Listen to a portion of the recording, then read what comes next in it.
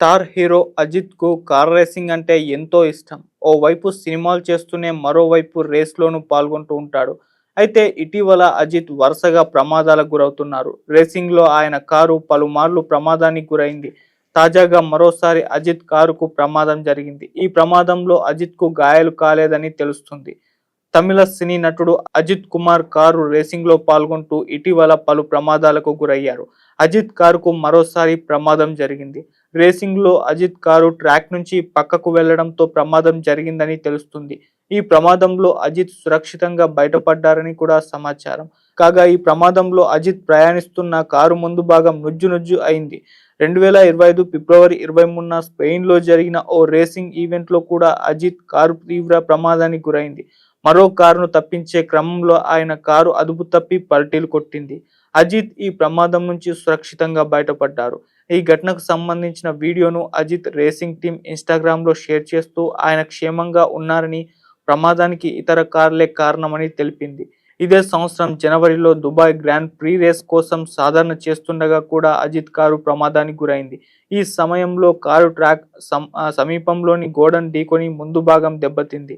ఈ ప్రమాదంలో అజిత్ గాయాలు లేకుండా బయటపడ్డారు. ఈ ప్రమాదం తర్వాత కూడా ఆయన టీం రేస్‌లో విజయం సాధించింది. అంతకుముందు 2025 ఫిబ్రవరి 10న పోర్చుగల్‌లో జరిగిన కారు రేస్ పోటీల కోసం శిక్షణలో ఉండగా అజిత్ కారు స్వల్ప ప్రమాదానికి గురైంది. ఈ ఘటనలో కారు స్వల్పంగా దెబ్బతిన్నప్పటికీ మెకానిక్ బృందం దాన్ని సరిచేసింది.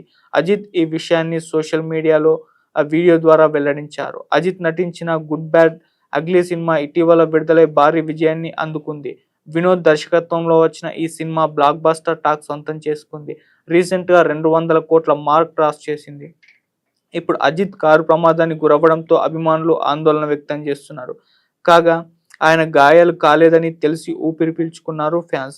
అయితే ఇది కంటిన్యూస్‌గా వరుసగా అజిత్‌కు ఈ విధంగా కారు ప్రమాదాలు జరగడం అయితే అటు అభిమానులైతే ఇబ్బందికి గురవుతున్నారని చెప్పుకోవాలి.